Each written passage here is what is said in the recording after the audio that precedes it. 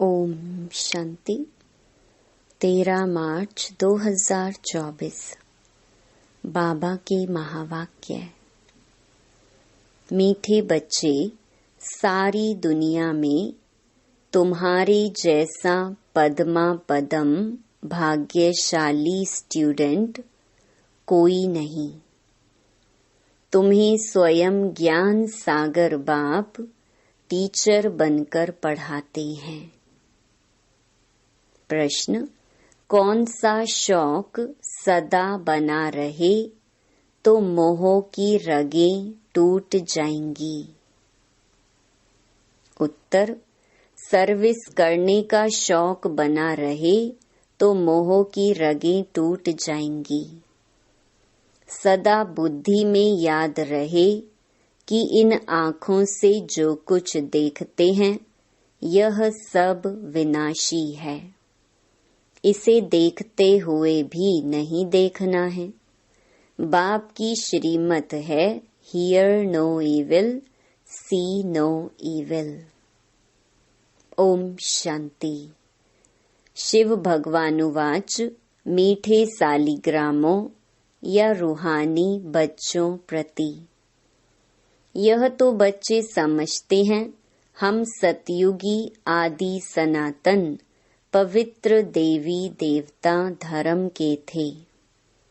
तो यह याद रखना है, आदि सनातन देवी देवता धर्म को तो बहुत मानते हैं, परंतु देवता धर्म के बदले हिंदू नाम रख दिया है। तुम जानते हो हम आदि सनातन कौन थे? फिर पुनर्जन्म लेते लेते यह बने हैं। यह भगवान बैठ समझाते हैं। भगवान कोई देहधारी मनुष्य नहीं है और सबको अपनी देह है। शिव बाबा को कहा जाता है विदेही। उनको अपनी देह नहीं है और सबको अपनी देह है।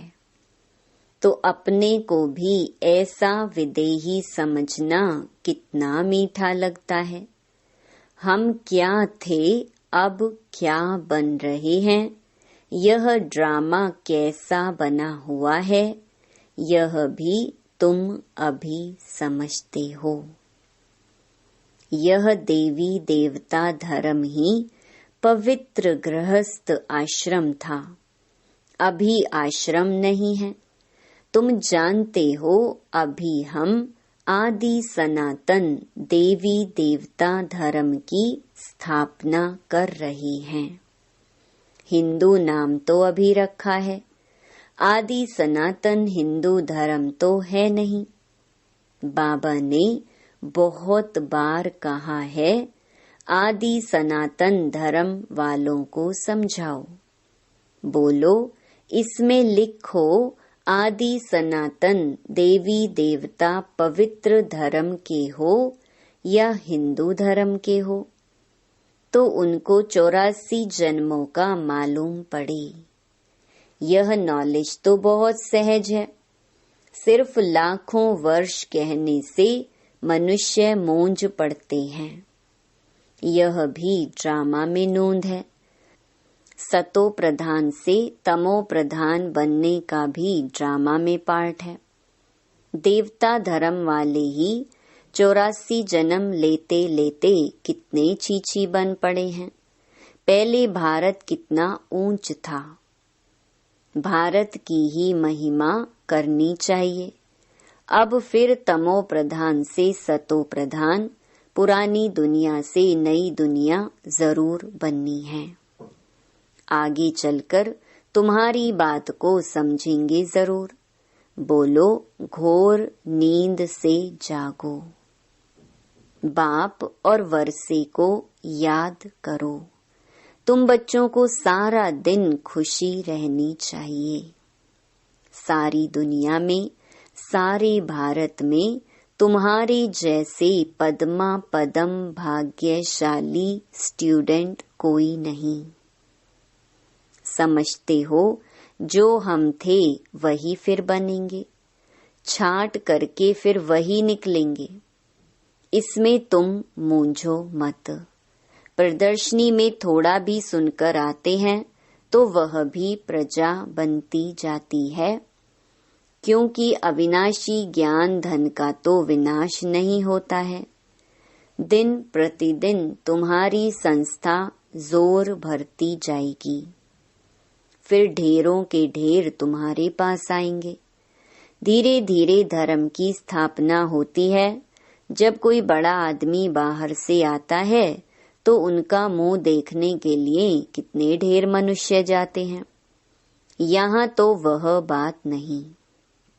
तुम जानते हो, इस दुनिया में जो भी चीजें हैं सब विनाशी हैं। उन्हें नहीं देखना है। सी नो एविल, यह किचड़ा तो भस्म होने वाला है। जो भी कुछ देखते हैं मनुष्य आदि समझते हैं यह तो सब कलयुगी है। तुम हो संगम युगी ब्राह्मण। संगम युग को कोई जानते नहीं। इतना सिर्फ याद करो, यह संगम युग है, अब घर जाना है। पवित्र भी जरूर बनना है। अब बाप कहते हैं, यह काम विकार आदि मध्य अंत दुख देने वाला है, इसको जीतो। विष के लिए देखो कितना तंग करते हैं। बाप कहते हैं, काम महाशत्रु है, उसको जीतना है। अब इस समय कितने ढेर मनुष्य हैं दुनिया में, तुम एक एक को कहाँ तक समझाएंगे। एक को समझाते हो तो दूसरा कहता है जादू है, फिर पढ़ाई छोड़ देते हैं। इसलिए बाप कहते हैं, आदि सनातन धर्म वालों को समझाओ। आदि सनातन है ही देवता धर्म। तुम समझाते हो, इन लक्ष्मी नारायण ने यह पद कैसे पाया, मनुष्य से देवता कैसे बने। जरूर अंतिम जन्म होगा। 84 जन्म पूरे कर फिर यह बने। जिनको सर्विस का शौक है वह तो इसमें लगे रहते हैं और सब तरफ से मोह आदि टूट जाता है। हम इन आँखों से जो कुछ देखते हैं इनको भूलना है, जैसे कि देखते ही नहीं हैं। सी नो इविल। मनुष्य तो बंदरों का चित्र बना देते हैं, समझते कुछ भी नहीं। बच्चियां कितनी मेहनत करती हैं, बाबा उन्हें आफरीन देते हैं जो समझाकर लायक बनाती हैं। प्राइज भी उन्हों को ही मिलती है जो काम करके दिखाते हैं। तुम जानते हो बाबा हमको कितनी प्राइज देंगे। पहला नंबर है सूर्यवंशी राजधानी का प्राइज। सेकंड नंबर है चंद्रवंशी की प्राइज। नंबर वार तो होते ही हैं। भक्ति मार्ग के शास्त्र भी कितने बैठ बनाते हैं। अब बाप समझाते हैं, इन शास्त्र पढ़ने यज्ञ तप करने से मेरे से कोई मिलता नहीं है। दिन प्रतिदिन कितने पाप आत्मा बनते जाते हैं, पुण्य आत्मा कोई बन न सके। बाप ही आकर पुण्य आत्मा बनाते हैं। एक है हद का दान पुण्य, दूसरा है बेहद का। भक्ति मार्ग में इनडायरेक्ट ईश्वर अर्थ दान पुण्य करते हैं, परंतु ईश्वर किसको कहा जाता है यह जानते ही नहीं। अभी तुम जानते हो। तुम कहते हो कि शिव बाबा ही हमको क्या से क्या बनाते हैं।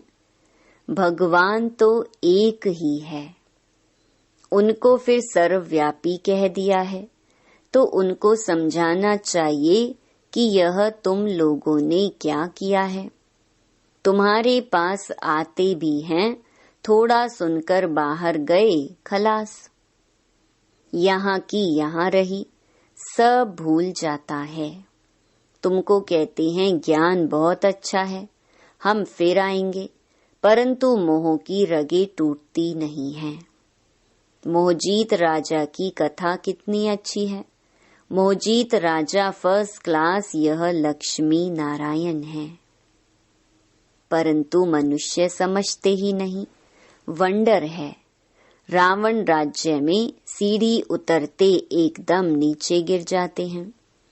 बच्चों का खेल होता है ना, ऊपर जाकर फिर नीचे गिरते हैं। तुम्हारा भी खेल बहुत सहज है। बाप कहते हैं अच्छी रीति धारणा करो, कोई छीछी काम नहीं करो।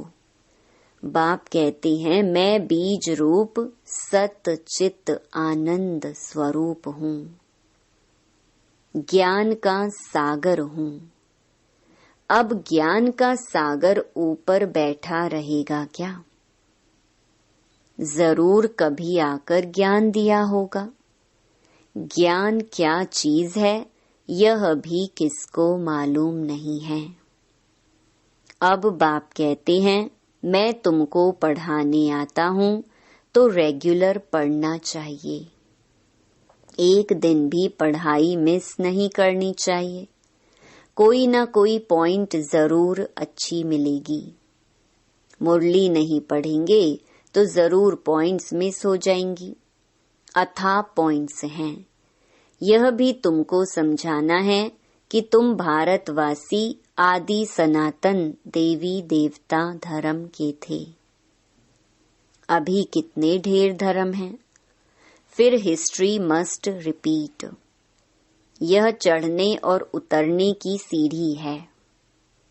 जैसे जिन्न को हुक्म दिया सीढ़ी उतरो और चढ़ो, तुम सब जिन्न हो ना। 84 की सीढ़ी चढ़ते हो फिर उतरते हो। कितने ढेर मनुष्य हैं। हरेक को कितना पार्ट बजाना होता है। बच्चों को तो बड़ा वंडर लगना चाहिए। तुमको बेहद के नाटक की पूरी पहचान मिली है। सारी सृष्टि के आदि मध्य अंत को अभी तुम ही जानते हो। कोई भी मनुष्य नहीं जान सकते हैं। सतयुग में किसके मुख द्वारा कोई भी कुवचन नहीं निकलते हैं। यहाँ तो एक दो को गाली देते रहते हैं। यह है विषय वैतरणी नदी, रौरव नर्क। सभी मनुष्य रौरव नर्क में पड़े हैं। यहाँ तो है यथा राजा रानी तथा प्रजा। तुम्हारी विजय होनी है अंत में, जब समझेंगे आदि सनातन देवी देवता धर्म की स्थापना किसने की। यही पहले नंबर की मुख्य बात है जो कोई नहीं जानते। बाप कहते हैं मैं तो हूँ ही गरीब निवाज। यह पिछाड़ी को समझेंगे जब टू लेट हो जाते हैं। अब तुमको तीसरा नेत्र मिला है। स्वीट घर और स्वीट राजाई बुद्धि में याद है। बाप कहते हैं अब शांति धाम सुख धाम में जाना है। तुमने जो पार्ट बजाया अब बुद्धि में तो आता है ना। और सब मरे पड़े हैं सिवाय तुम ब्राह्मणों के। ब्राह्मण ही खड़े हो जाएंगे। ब्राह्मण ही सो देवता बनते हैं। यह एक धर्म स्थापन हो रहा है। और धर्म कैसे स्थापन होते हैं यह भी बुद्धि में है। समझाने वाला एक बाप है। ऐसे बाप को घड़ी घड़ी याद करना चाहिए। धंधा आदि भल करो, सिर्फ पवित्र बनो। आदि सनातन देवी देवता धर्म पवित्र था।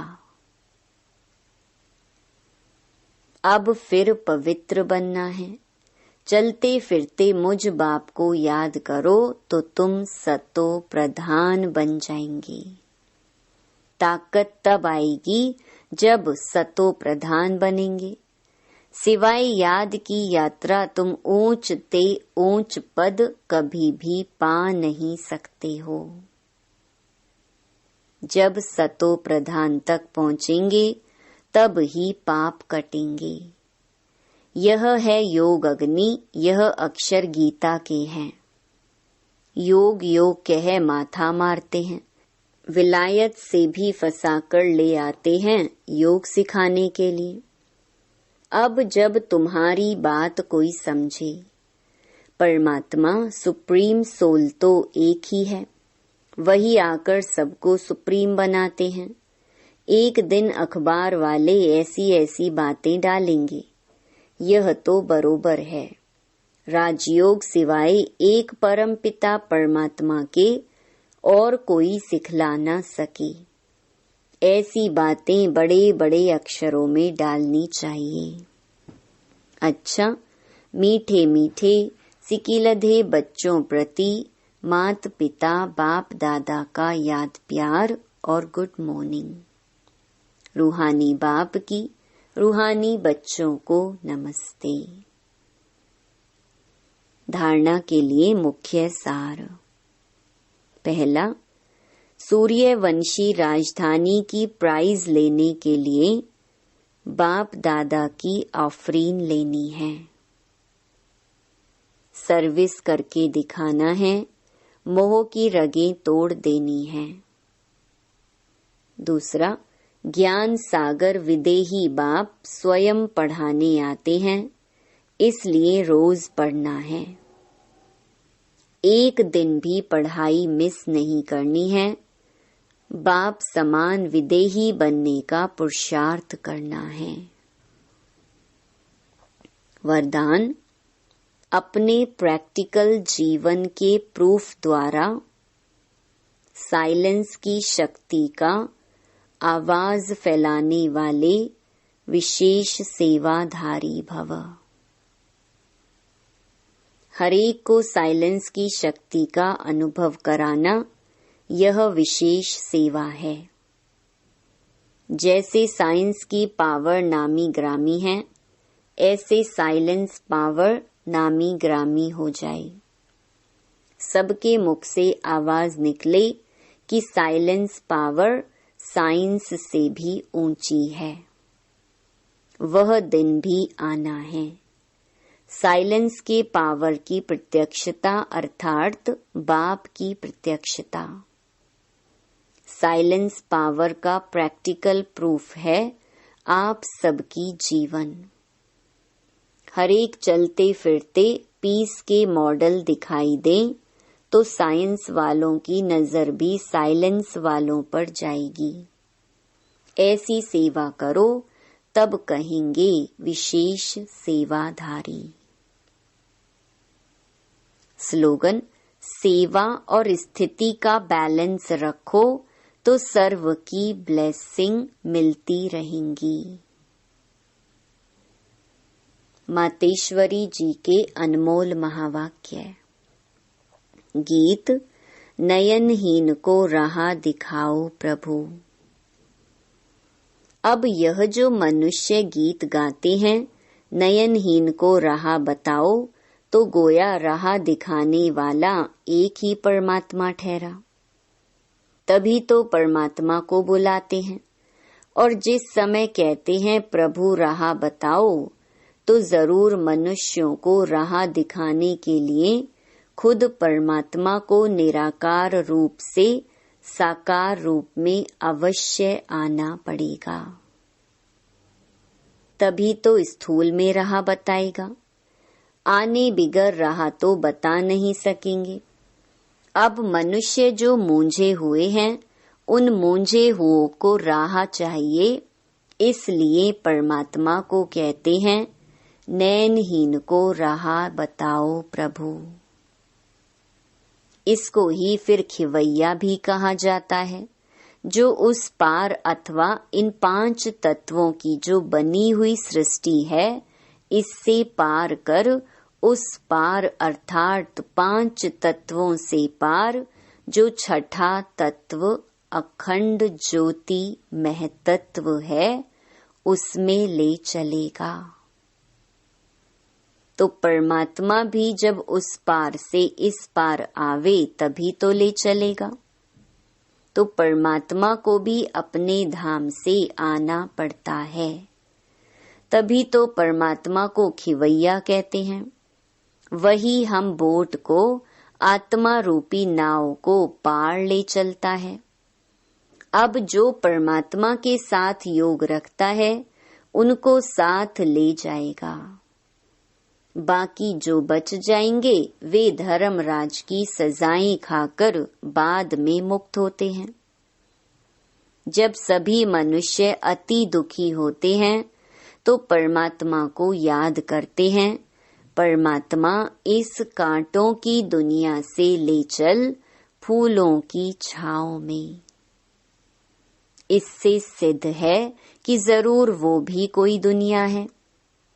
अब यह तो सभी मनुष्य जानते हैं कि अब का जो संसार है वो कांटों से भरा हुआ है, जिस कारण मनुष्य दुख और अशांति को प्राप्त कर रहे हैं और याद फिर फूलों की दुनिया को करते हैं। तो जरूर वो भी कोई दुनिया होगी जिस दुनिया के संस्कार आत्मा में भरे हुए हैं।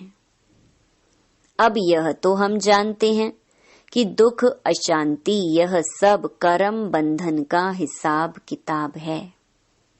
राजा से लेकर रंक तक हर एक मनुष्य मात्र इस हिसाब में पूरे जकड़े हुए हैं। इसलिए परमात्मा तो खुद कहता है अब का संसार कलयुग है तो वो सारा कर्म बंधन का बना हुआ है और आगे का संसार सतयुग था जिसको फूलों की दुनिया कहते हैं।